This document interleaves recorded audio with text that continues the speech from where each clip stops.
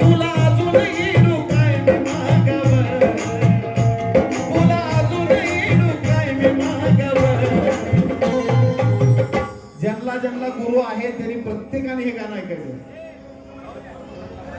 तुला अजून येडू काय मी मागावं,